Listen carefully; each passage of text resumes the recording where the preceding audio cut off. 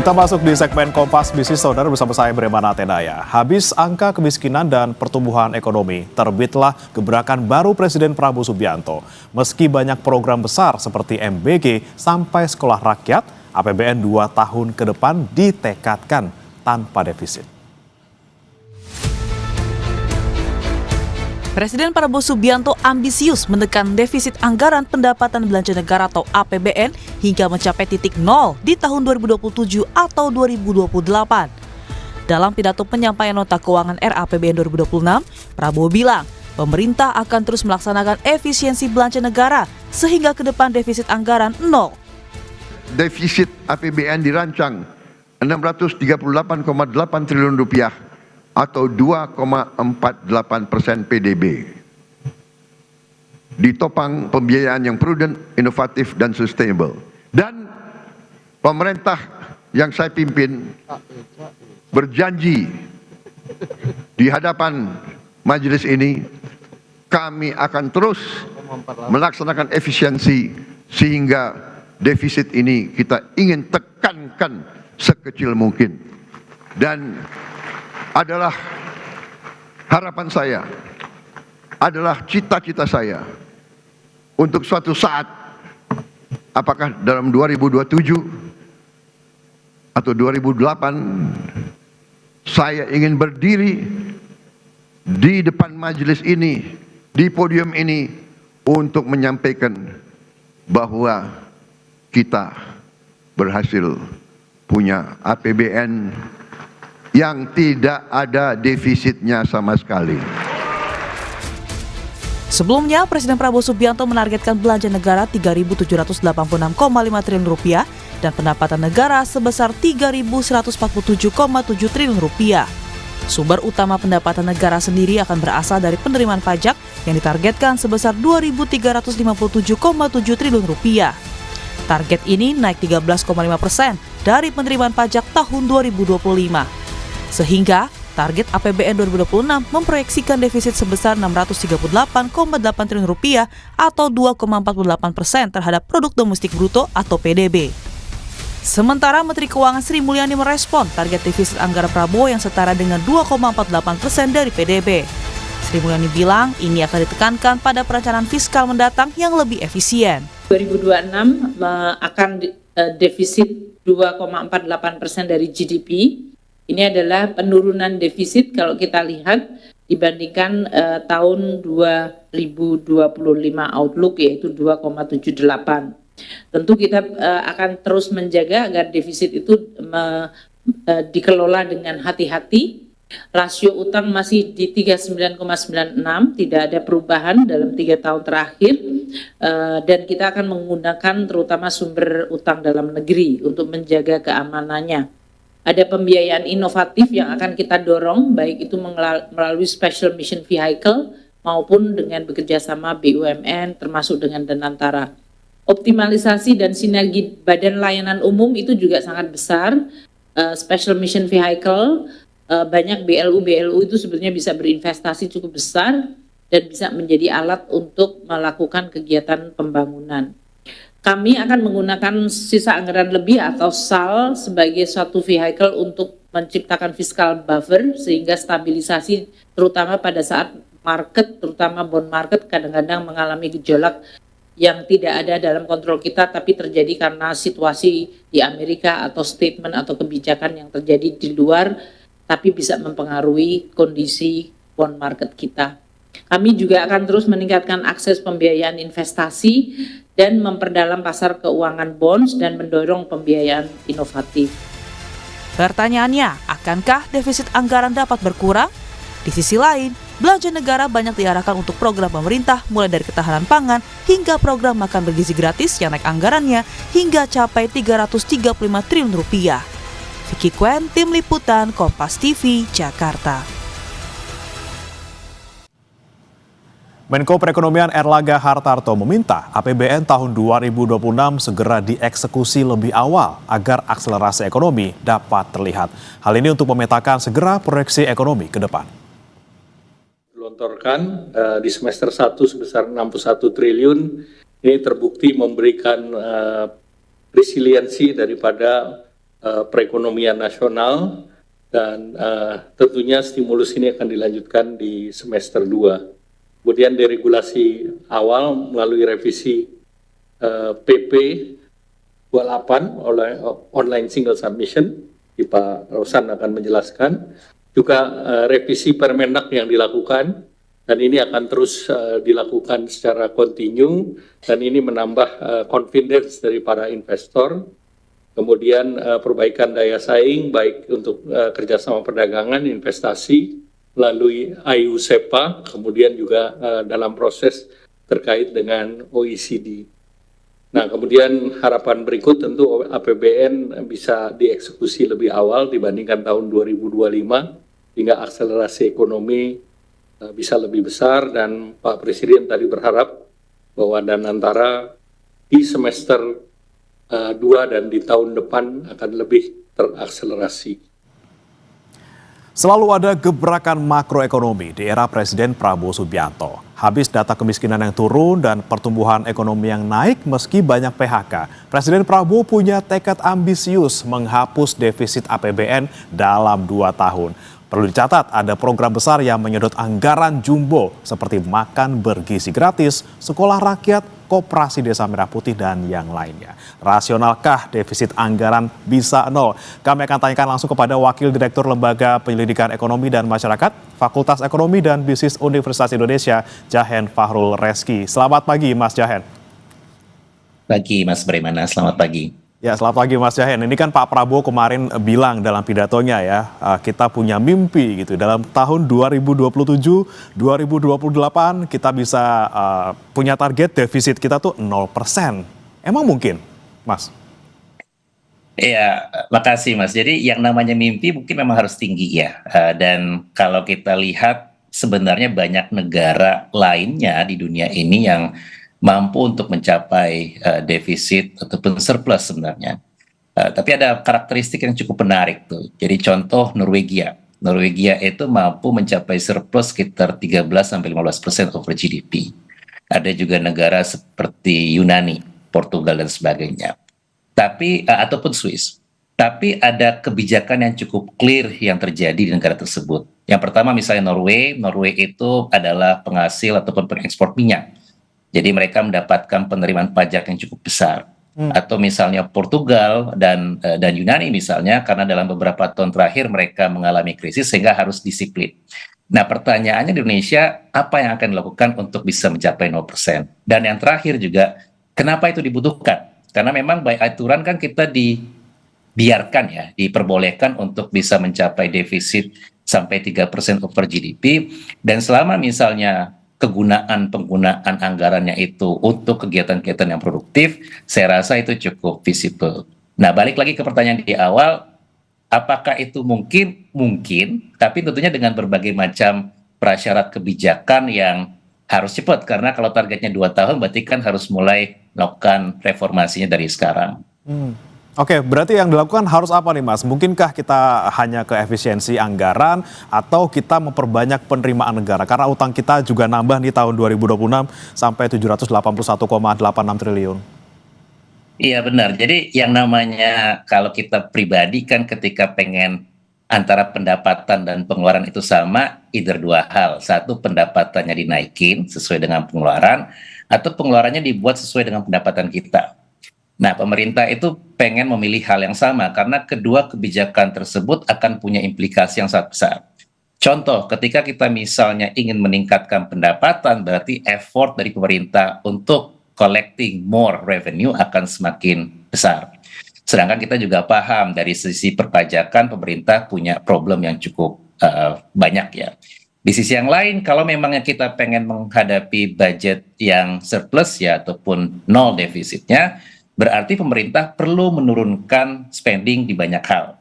Dan ini cukup anomali ya Mas Bremana, karena kan kita tahu pemerintah punya 8 agenda prioritas yang itu membutuhkan banyak sekali pendanaan negara. Jadi saya juga agak cukup sulit membayangkan mana nih pilihan yang paling gampang dilakukan. Karena tadi Presiden dan jajarannya punya kebijakan yang sangat bombastis, ya, sangat populis yang membutuhkan banyak sekali pendanaan. Tapi di sisi yang lain juga kita masih punya problem yang cukup besar di di dalam generating pendapatan yang lebih banyak. Jadi kalau misalnya ditanyakan ya, yang paling gampang sebenarnya menurunkan pengeluaran. Ya, karena kan itu yang ada domainnya di pemerintah ya. Pemerintah bisa misalnya meng-cut beberapa kebijakan ataupun spending yang tidak terlalu penting ya. Tapi di sisi yang sama juga pemerintah perlu juga berupaya untuk terus menggerakkan perekonomian sehingga nanti kita bisa meningkatkan pendapatan negara. Oke, tadi yang Mas Jahen juga bilang kita punya banyak program luar biasa yang disiapkan di tahun 2026 besok gitu ya. Apalagi salah satunya kita lihat MBG ini porsinya lumayan banyak nih Mas ya, sampai 335 triliun, ini 44% dari total anggaran untuk pendidikan gitu ya. Nah, Anda melihat seperti apa? Apakah nanti di tahun 2027, 2028 perlu nih untuk efisien di anggaran-anggaran yang sebenarnya tidak terlalu butuh prioritas seperti itu? Iya, jadi sebenarnya kita kan sering mendengarkan bahwa ada program prioritas, tapi ketika kita ngambil duit dari satu kantong, berarti ada kebijakan yang lain yang harus dikorbankan misalnya. Dan memang selama 2 triwulan terakhir kan kita mengetahui bahwa spending pemerintah itu selalu negatif tuh, dan punya dampak yang cukup signifikan terhadap perekonomian kita. Jadi kalau Bapak Ibu semua melihat memang beberapa sektor-sektor yang sangat rely on spending pemerintah, ya, perjalanan dinas, penginapan dan sebagainya itu mulai mengalami perlambatan dalam kegiatan ekonominya. Nah, memang kita nggak bisa tuh. Jadi agak tadi seperti yang saya sampaikan, agak anomali. Pemerintah pengen antara pendapatan dan pengeluarannya itu sama, ya, 0 defisitnya, tapi di saat yang sama juga tidak berupaya untuk berpikir kembali. Ada beberapa kebijakan yang mungkin nggak perlu grande, nggak perlu besar dulu, pelan-pelan pelaksanaannya, biar nanti kita bisa tahu benar nggak harus sebesar itu penggunaannya. Dan termasuk tadi seperti kata Mas Bremana, MBG misalnya. MBG kan ini sangat menyita banyak anggaran kita ya. Tapi di sisi yang lain juga mungkin akan punya dampak terhadap banyak sektor-sektor yang tidak tumbuh karena duitnya dipakai untuk MBG yang kita belum tahu apakah memang bisa memberikan dampak yang signifikan terhadap perekonomian nasional. Oke, jadi memang harus ada yang dihemat, tapi ya harus strategis juga ya Mas ya. Jangan sampai yang dihemat yang penting-penting seperti misalnya anggaran transfer daerah yang turun signifikan untuk di tahun 2026. Tapi kita akan bahas setelah jeda ini, Mas Jahen. Tetap bersama kami saudara di Kompas Bisnis.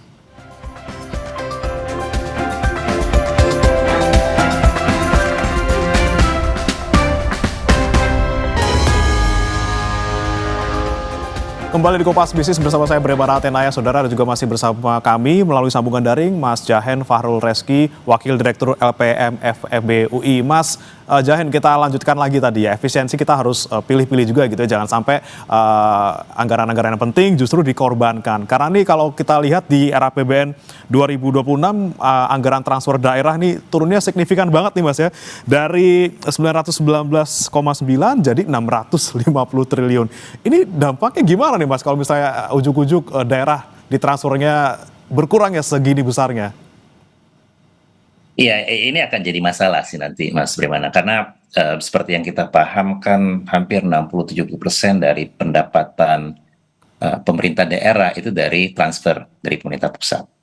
Itu yang pertama. Dan yang kedua juga kita paham bahwa fiscal capacity dari pemerintahan daerah juga terbatas. Mungkin kita paham beberapa waktu yang lalu ada demonstrasi besar-besaran di Pati ya. Itu kan salah satu cara untuk meningkatkan kemampuan ataupun pendapatan dari fiskal dari local government.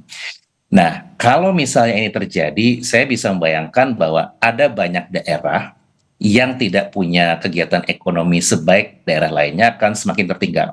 Jadi kalau kita bayangkan misalnya daerah besar, misalnya Jakarta, Surabaya, Bandung, ataupun daerah yang punya industri, mungkin mereka nggak akan punya banyak masalah terkait dengan perpajakan karena mereka punya industri yang cukup well established.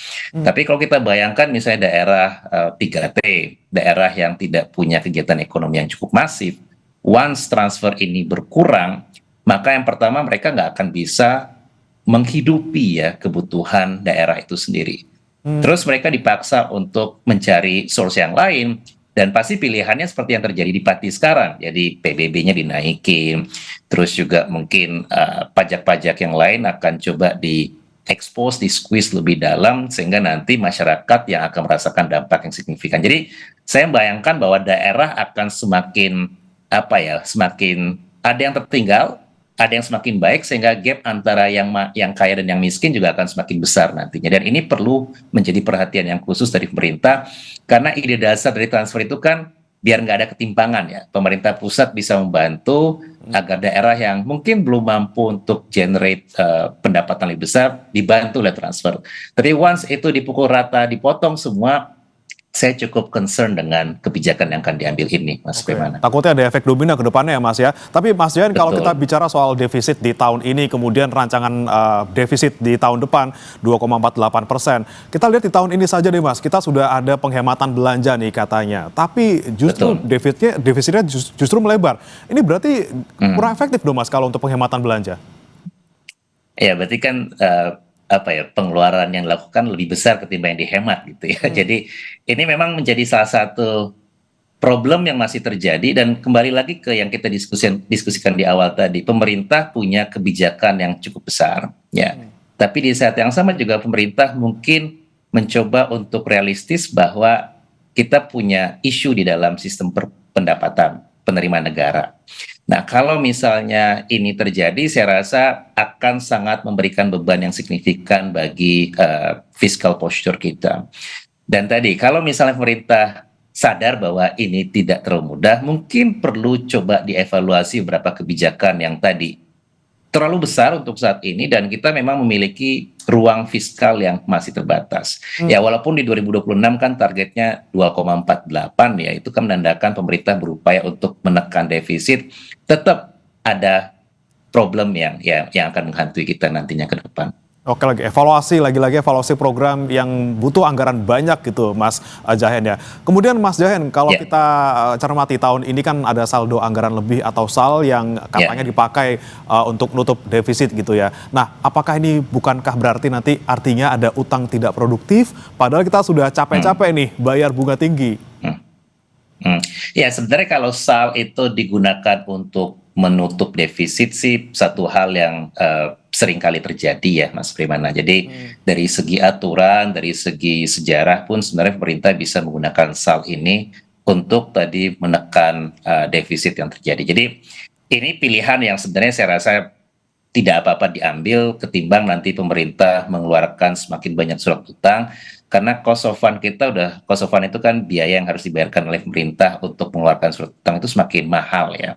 Dan tadi fiscal space yang kita miliki terbatas dan kita juga memahami bahwa dari sekian triliun rupiah yang didapatkan oleh pemerintah itu harus membayarkan sekitar 13-14%-nya untuk membayar cicilan utang. Ini debt to service ratio. Nah, angkanya akan terus membesar menjadi 15 kalau kita menghitung sistem utang dari private nantinya. Jadi pilihan menggunakan SAL saya rasa masih bisa dimaklumi karena pemerintah punya saldo anggaran lebih ya yang bisa digunakan nantinya untuk kebutuhan pengeluaran pemerintah yang produktif. Jadi bottom line-nya sebenarnya adalah selagi anggarannya ataupun uangnya digunakan untuk kebijakan-kebijakan yang benar-benar mampu generate more economic activity, mampu misalnya memperbaiki kapasitas dari SDM Indonesia, dan juga dilakukan secara prudent, itu masih bisa dimaklumi. Tapi kalau misalnya kebijakannya itu tidak dilandasi oleh kajian yang pas, atau hanya impulsif ya tiba-tiba pengen bikin target yang sangat populer tapi mungkin secara realistis agak sulit dicapai, ini yang perlu dihindari oleh pemerintah. Oke, baik. Tadi kan kita sudah bicara soal ini Mas ya, efisiensi untuk anggaran gitu ya. Kalau misalnya memang tidak perlu amat atau tidak generate more value atau revenue ya udah tinggalin aja. Tapi kalau dari sisi penerimaan, Mas Jahen, terutama kan kita nomor satunya dari pajak gitu ya. Kita mampu nggak sih cuma ngandelin pajak untuk cegah defisit atau kita butuh diversifikasi penerimaan? Ya, sebenarnya kalau kita lihat ya, Indonesia itu masih menghadapi masalah terkait dengan tax collection. Jadi tax over GDP kita kan 10-11% ya, dan kalau dibandingkan dengan negara-negara lain kita jauh lebih besar. Even kalau dibandingkan dengan negara OECD kan kita masih jauh lebih rendah gitu. Dan ini menjadi problem dan saya rasa kalau memang pemerintah pengen Ini kan seperti rumah tangga ya, kalau kita pengen spending lebih banyak kan income-nya ditambah, ya dinaikkan dengan berbagai cara. Caranya tentunya misalnya mencari source of alternative income dan sebagainya.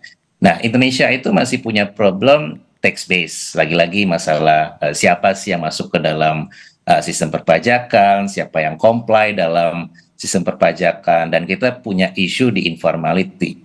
Jadi di LPM kita sempat merilis beberapa kajian yang menunjukkan memang ada korelasi yang cukup semakin tinggi sektor informal di suatu negara, maka semakin rendah tuh pendapatan pajaknya. Jadi kalau memang pemerintah pengen meningkatkan pendapatan pajak, tentunya kita harus bisa menciptakan pekerjaan-pekerjaan di sektor formal yang nantinya akan bantu penerimaan pajak. Yang kedua juga saya rasa pemerintah perlu semakin besar, semakin dalam ya, dalam mencari alternatif source of innovative financing. Ini memang telah dilakukan, tapi mungkin belum sesuai dengan yang diharapkan. Jadi kombinasi antara memperbaiki pendapatan pajak, ya, terus yang kedua juga mencari alternatif pembiayaan yang lebih inovatif, mudah-mudahan nanti bisa meningkatkan pendapatan kita dan akhirnya bisa digunakan untuk kebijakan yang lebih produktif. Oke, lagi-lagi untuk mencapai defisit 0% ini butuh effort yang luar biasa dari pemerintah. Selain tadi efisiensi dari anggaran,